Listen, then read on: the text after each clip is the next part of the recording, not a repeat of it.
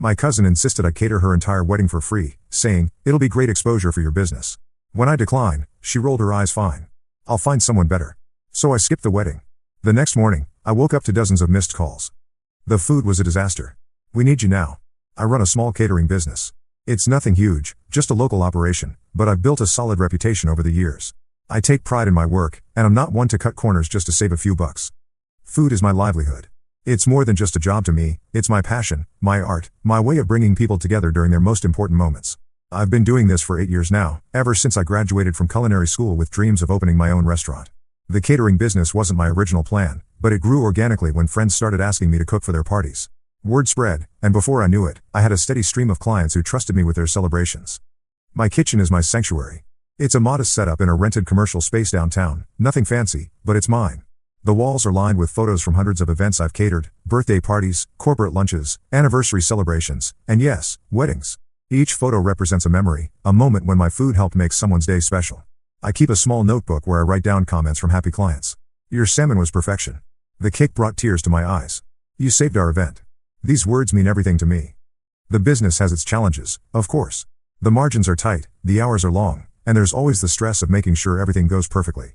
I've had my share of disasters, ovens breaking down on event day, suppliers delivering the wrong ingredients, staff calling in sick at the last minute. But I've learned to adapt, to have backup plans, to stay calm under pressure. That's what separates the professionals from the amateurs in this business. I remember one particularly challenging wedding where the bride changed her menu 3 times in the week leading up to the event. Each change meant recalculating costs, reordering ingredients, and adjusting our prep schedule. My staff thought I was crazy for accommodating her, but I knew how important this day was to her. The wedding went off without a hitch, and the bride sent me a handwritten thank you note that I still keep in my recipe folder. Building trust with clients is everything in this business. When someone hires me, they're not just buying food, they're buying peace of mind. They need to know that I'll show up on time, that the food will be delicious and beautifully presented, and that I'll handle any problems that arise without bothering them. That reputation took years to build, and I protect it fiercely. So when my cousin Megan called me up one day, gushing about her upcoming wedding, I was genuinely happy for her. Megan and I had always had a complicated relationship. She was the kind of person who lived for attention, who needed to be the center of every story. Growing up, family gatherings often revolved around whatever drama was happening in Megan's life. She was 3 years younger than me, and had always been the golden child in our extended family, beautiful, charming, and seemingly destined for greatness. After high school, Megan had bounced between different careers. She'd tried modeling, then real estate, then marketing, never quite finding her niche. She had a habit of talking big about her plans and opportunities, but follow-through was never her strong suit. Still, she was family, and when she told me about her engagement to her boyfriend Marcus, I was genuinely excited for her. Marcus seemed like a solid guy, quiet, steady, worked in accounting. He balanced out Megan's more dramatic tendencies, and they'd been together for 3 years. The engagement had been a long time coming, and I was happy that she'd found someone who could ground her. At first we chatted for a bit about the wedding plans, and then she dropped the bombshell. "I want you to cater the whole thing," she said excitedly. I smiled. "That's great, what's your budget? I can work with you too." I was already mentally calculating possibilities. Wedding catering was my specialty, and I'd learned to work with all kinds of budgets. For family, I'd be willing to keep my margins lower, maybe suggest some cost-effective menu options that would still impress the guests. I had several packages I could offer, from simple cocktail hour appetizers to full multi-course dinner service. "Oh," she interrupted. "I was hoping you'd do it for free. You know, as a wedding gift?" I nearly choked. The casualness with which she said it, as if she were asking me to bring a bottle of wine to a dinner party, completely floored me. She wanted me to cater a wedding of 150+ guests for free. The sheer audacity of the request left me speechless for a moment. Now I love my family, but this was a massive request. A full-service catering job for a wedding that size would run thousands. I quickly did the math in my head. For 150 guests, we'd be looking at least $8,000 in food costs alone, not counting labor, equipment rental, service staff, and my own time. We'd need to prepare appetizers for the cocktail hour, a full dinner service with multiple courses, and probably a late-night snack. The prep work alone would take my entire team 3 days. I tried to be polite. "Megan, I'd love to help, but that's a lot of work. The ingredients alone would cost me a fortune, not to mention labor and time. I just can't do that for free." I could hear the disappointment in her voice, but I also detected something else, a sense of entitlement, as if she genuinely believed that family members should provide professional services for free. It reminded me of all the times growing up when Megan would expect special treatment, when she'd pout and manipulate until she got her way. She pouted. "But you're family. And this is my business," I said firmly. I'd learned over the years that I had to be clear about boundaries, especially with family.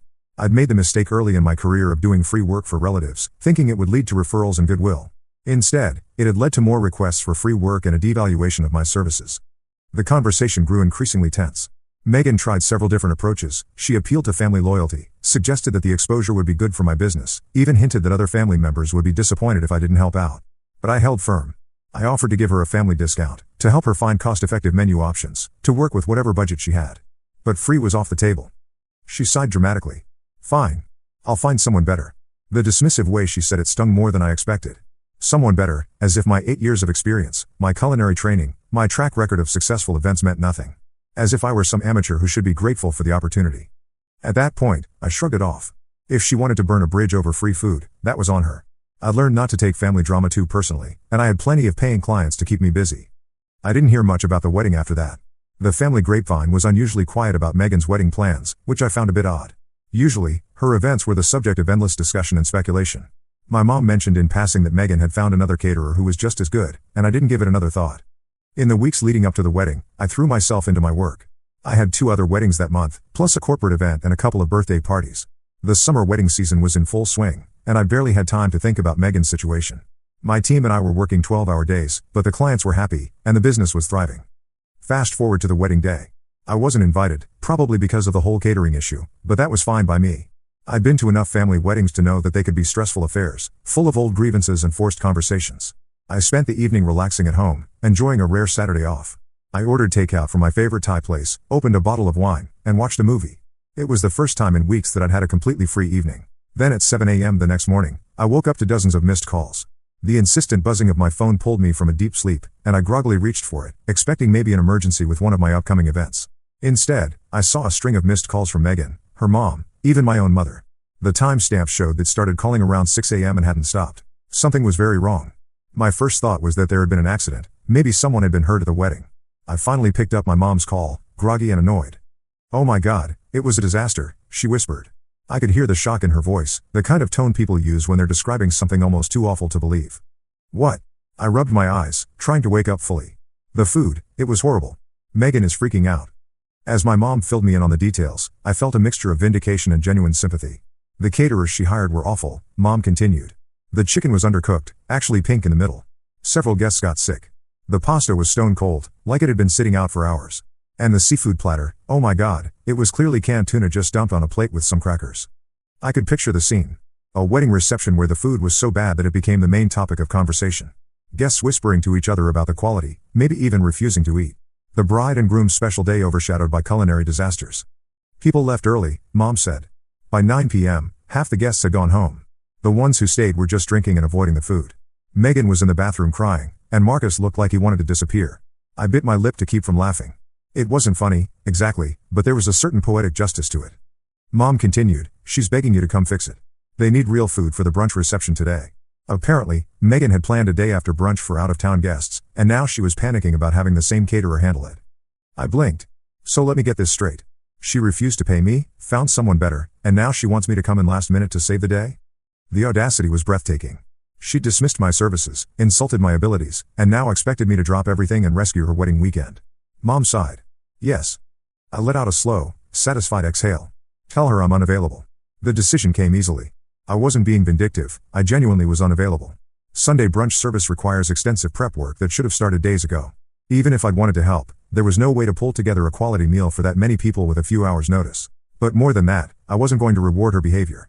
She'd made her choice, and now she had to live with the consequences. Mom gasped. "What?" "But I have plans," I said. "Besides, I wouldn't want to take business away from the caterer she hired." The sarcasm in that last line was intentional.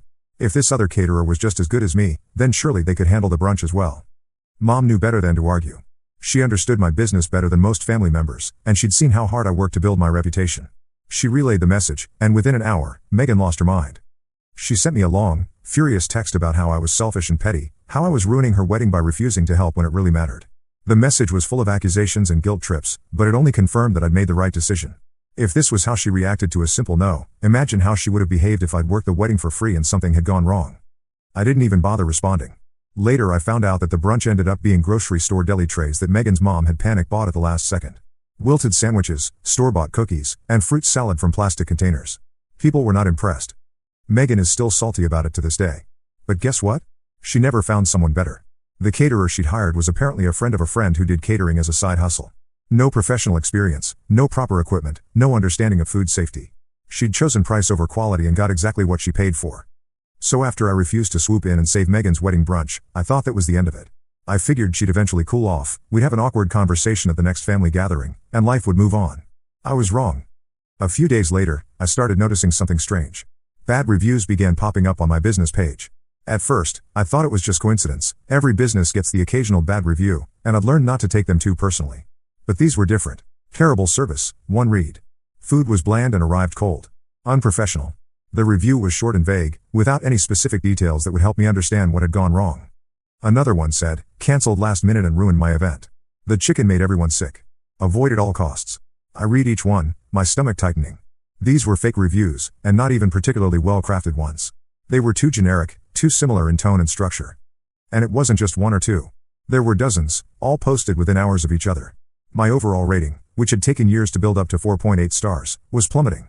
I checked the profiles of the reviewers. Most of them were brand new accounts with no profile pictures, no other reviews, no signs of being real people. But a few had familiar names, Megan's friends from high school and college. I clenched my jaw. She was trying to ruin my business. This wasn't just about the wedding anymore. This was a deliberate attempt to destroy my livelihood because I'd refused to work for free. I called her immediately. She didn't pick up, no surprise there. I decided to go to the source. I texted her, keeping my tone as calm and professional as possible. "Hey, Megan. Just saw a bunch of fake reviews on my business page. I know you're upset, but this isn't the way to handle it. Please have them taken down." She read the message instantly. I could see the read receipt. But no reply came. Then, minutes later, I got a notification that she'd blocked me. That's when I knew this wasn't just petty drama. This was war. The betrayal hit me harder than I expected. I'd known Megan was dramatic, but I'd never imagined she'd be capable of something so calculated and cruel. She wasn't just venting her frustration, she was actively trying to destroy something I'd spent years building. I spent the next few days reporting every fake review to Google My Business and Yelp, but the damage was done. The platform's review systems are designed to prevent manipulation, but they're not perfect.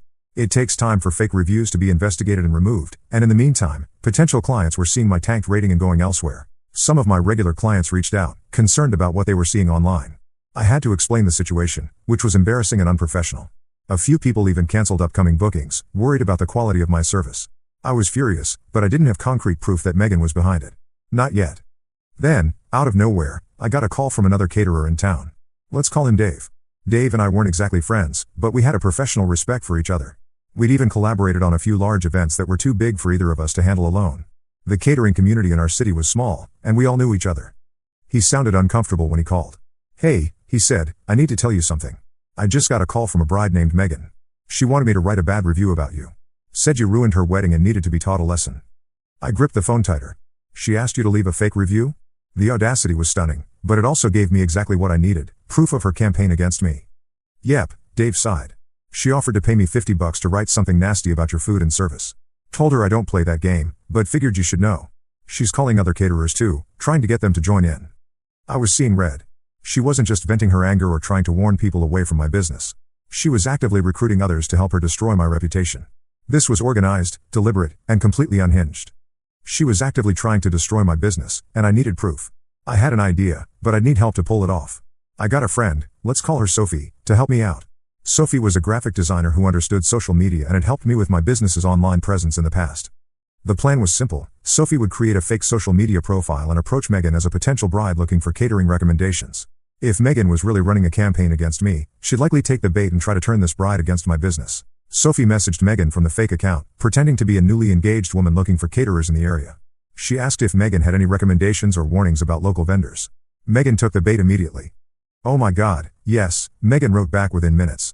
"Just avoid my business name at all costs. Total disaster. They ruined my wedding, showed up late, food was terrible, completely unprofessional. I'm trying to warn as many people as possible about them." But she didn't stop there. "Actually," she continued, "I'm putting together a group to leave bad reviews and warn people about them. Want to join?" She sent Sophie a group chat invite. We hit the jackpot. Inside the chat were Megan and at least 15 of her friends, all actively planning to flood my business page with fake reviews. They had scripts prepared, fake stories about terrible experiences, and even photos of disgusting food they'd pulled from Google to use as evidence of my poor service. The chat history was damning. Megan had been coordinating this campaign for days, assigning different friends to target different review platforms. She'd created a whole narrative about how I'd ruined her wedding, complete with fabricated details about late arrivals, cold food, and rude service. None of it was true, but it was detailed enough to sound convincing. Sophie screenshot everything. Now I had proof of exactly what Megan was doing, and I wasn't just going to sit back and take it. It was time to fight back.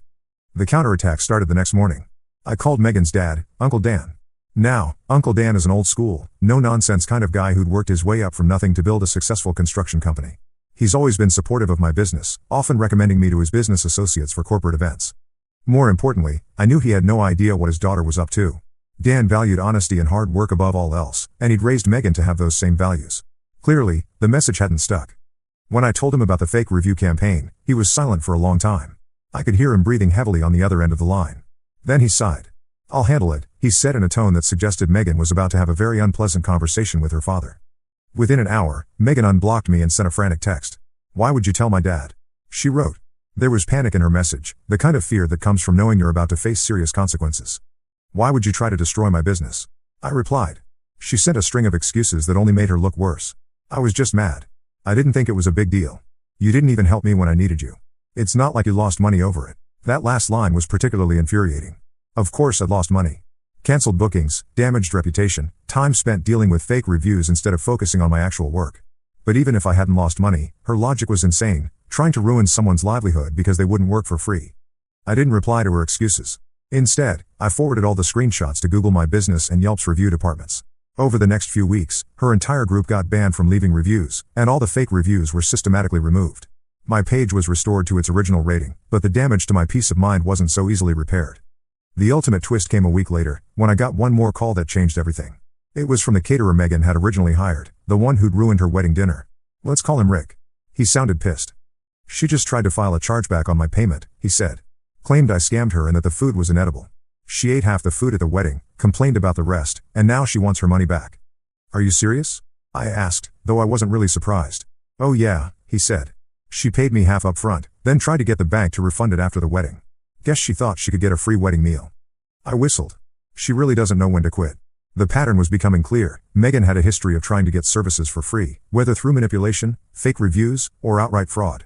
"Oh, I'm not letting it slide," he said. "I'm taking her to small claims court." Good for him, I thought.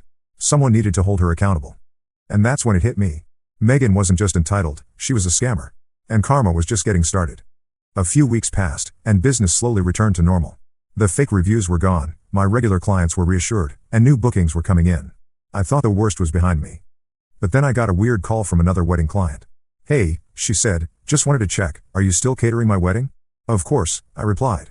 "Why would you think otherwise?" "Well, someone told me you went out of business," she said. My stomach dropped. "Who told you that?" I spent the next hour calling all my upcoming clients, and sure enough, several of them had received similar messages. Someone was personally contacting my clients, telling them I'd shut down or gone out of business. It didn't take long to figure out who. Megan had been systematically contacting my clients, using information she'd gathered from my social media pages and business website. She'd even gone so far as to create a fake email account under my business name and send out cancellation notices to some of my biggest events. The fake emails were crude but effective. They claimed that due to personal circumstances and health issues, I was shutting down my catering business immediately and canceling all upcoming events. Some clients had already started looking for replacement caterers. I wanted to scream. This wasn't just petty revenge anymore, this was sabotage on a professional level. She was actively trying to destroy my business relationships and reputation. I called Uncle Dan again, but this time he didn't pick up. I had a bad feeling about why. The family secret came out later that night when my mom called me. "Listen," she said carefully, "I know you're mad at Megan, but maybe it's time to just let this go." The tone in her voice suggested she knew something I didn't. "Let it go?" I almost laughed. "She's still trying to ruin me, Mom. She's contacting my clients, sending fake emails, trying to destroy my business. How can I just let that go?" Mom sighed. "Her parents are dealing with a lot right now." "What do you mean?" I pressed. Then she told me something I never saw coming. Uncle Dan had just found out that Megan had racked up over $30,000 in credit card debt. But that wasn't the worst part. She'd used his credit to do it, taking out loans and opening credit cards in his name to pay for her extravagant wedding. She'd forged his signature on loan applications, used his social security number to open accounts, and maxed out every line of credit she could get. The wedding had cost nearly $60,000, and she'd financed almost all of it through fraud. I sat there, stunned. She committed identity theft? Against her own father? Mom lowered her voice. Dan is trying to keep it quiet, but yes. The bank discovered the fraud during a routine credit check. Now they're demanding immediate payment, and Dan's credit is ruined. This wasn't just about me anymore. Megan wasn't just an entitled brat who threw tantrums when she didn't get her way. She was a criminal, willing to steal from her own family to maintain her fantasy lifestyle. Suddenly, her desperate attempts to destroy my business made perfect sense. She was drowning in debt and legal troubles, and she needed someone to blame. I realized that she'd probably never planned to pay for wedding catering in the first place. Whether she'd hired me or someone else, she would have found a way to avoid paying. If I'd done the job for free, she would have just moved on to the next vendor. If I'd charged her, she probably would have tried the same chargeback scheme she'd used on the other caterer. And now that her whole life was crashing down around her, she was desperate to blame someone else for her problems. That's when I decided I wasn't just going to sit back and let her destroy me while she destroyed herself. Megan had made it her mission to ruin me. I was about to return the favor, but I was going to do it the right way, with truth, evidence, and the support of everyone she'd wronged. The setup required careful planning. First, I had to confirm my suspicions about the other vendors from her wedding. I reached out to the original caterer, the one Megan had tried to scam with a chargeback. "Did she ever pay you?" I asked. "Nope," Rick replied. "She never showed up to court when I sued her. I won by default, and now I'm filing for wage garnishment. If she has any legitimate income, I'll get my money eventually." That gave me an idea. I started looking into the other vendors from her wedding, the florist, the DJ, the venue, the photographer. One by one, I reached out to them, and the pattern became clear. She hadn't paid any of them. The DJ was still waiting for his $1,500 fee. The florist had been ghosted after delivering thousands of dollars worth of arrangements. The cake decorator had spent 2 days creating a custom wedding cake and never received payment. The venue was threatening to send her account to collections. This wasn't just poor planning or temporary financial difficulties. Megan had systematically booked vendors with no intention of paying them. She'd created her dream wedding on borrowed money and other people's services, then tried to disappear when the bills came due. But she'd made one crucial mistake: she'd left a trail of evidence and a lot of angry people who were ready to take action. The showdown required one more phone call, this time directly to Uncle Dan. When I told him everything I discovered, the unpaid vendors, the systematic fraud, the coordinated attack on my business, he was quiet for a long time. Then he exploded. "I'll spare you the details of that conversation, but by the end of it, Megan's support system was officially gone. I'm cutting her off," Dan said. "No more help, no more bailouts. She made this mess, and she can clean it up herself." "You're really going to let her sink?" I asked, though I already knew the answer. "She tried to destroy your business," he replied. "She stole from me, lied to me, and scammed half the town. She's made her choice, and now she has to live with the consequences." With that, the final piece was in place. I didn't know exactly how it would all play out, but Megan's house of cards was about to collapse, and I was going to have a front row seat to watch it happen. The explosion came at a family gathering, a birthday party for my aunt that had been planned for months. The venue was packed with dozens of relatives, all making small talk and pretending there wasn't a storm brewing beneath the surface. Megan walked in like nothing was wrong, hair perfectly styled, makeup flawless, fake smile plastered on her face. She was good at that, pretending everything was fine even when her world was falling apart. She made the rounds, hugging relatives and accepting congratulations on her recent marriage, acting like the perfect new bride. I watched her from across the room, marveling at her performance. She chatted with cousins, laughed at jokes, and played the part of the happy newlywed. But I could see the tension in her shoulders, the way her smile didn't quite reach her eyes. Then Uncle Dan stood up. "I need to say something," he announced, his voice cutting through the party chatter. The room fell silent, everyone turning to look at him. I felt a chill run through the room as people sensed that something serious was about to happen. Megan froze, her champagne glass halfway to her lips. Her face went pale as she realized what was coming. Dan's voice was eerily calm. "My daughter," he said, looking directly at Megan, "is a liar and a thief." The words hit the room like a physical blow. Someone gasped, a chair creaked, and I heard someone whisper, "Oh my God. Dad, what are you doing?" Megan laughed nervously, but the sound was hollow and desperate. Dan didn't blink. "You stole from me," he continued. "You stole from your wedding vendors. You tried to ruin your cousin's business. And now you're out of chances." The room erupted in whispers and murmurs. All eyes were on Megan, who looked like she wanted to disappear. But the confrontation was just beginning. One by one, the vendors she'd stiffed began to speak up. The DJ had been invited to the party. He was a friend of the family who'd done the wedding as a favor. "You still owe me $1,500, he said quietly. The florist, who was my aunt's neighbor, stood up next. "You ignored my calls after the wedding. I had to eat the cost of all those arrangements." Even the cake decorator, who'd been invited because she was dating one of our cousins, joined in. "I custom-made that cake, Megan. I spent 2 days on it, and you never paid me." The confrontation was devastating to watch. Megan's breathing became shallow, her face flushed red, and she looked around desperately for support that wasn't coming. Her own father had orchestrated this moment, and no one was going to save her. Then came the final blow.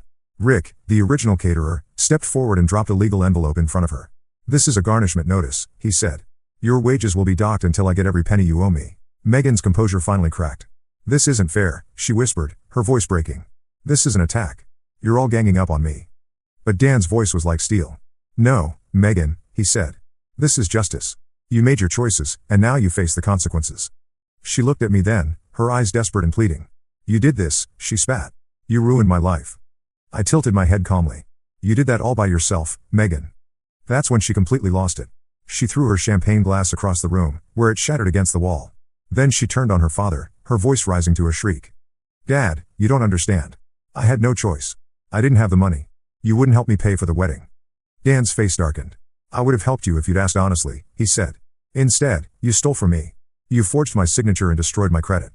Megan was hyperventilating now, trapped with nowhere to run. No more lies, no more manipulation, no more people willing to enable her behavior. Then, without another word, she turned and ran out of the party. The door slammed behind her, and the room fell silent. No one moved, no one chased after her. We all knew this was the end of something, the end of Megan's ability to manipulate and deceive, the end of her family's willingness to cover for her mistakes. That night, I expected an explosion of angry texts and voicemails. But Megan didn't call or text. She simply vanished, cutting off all contact with the family. Days passed, then weeks.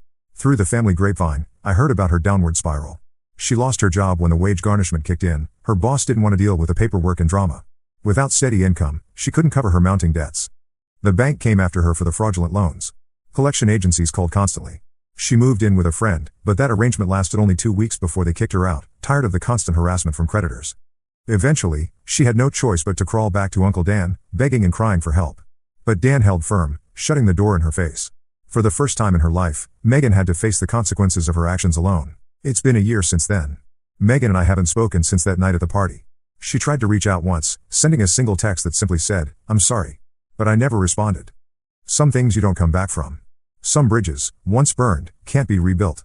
I lost nothing in this conflict. My business is thriving, my reputation is intact, and I've learned valuable lessons about protecting myself from people who would exploit family relationships. Megan lost everything: her family's support, her financial security, her reputation, and any chance of redemption. And honestly, that was her own doing. Some people learn from their mistakes the easy way. Others have to learn the hard way. Megan learned when it was already too late.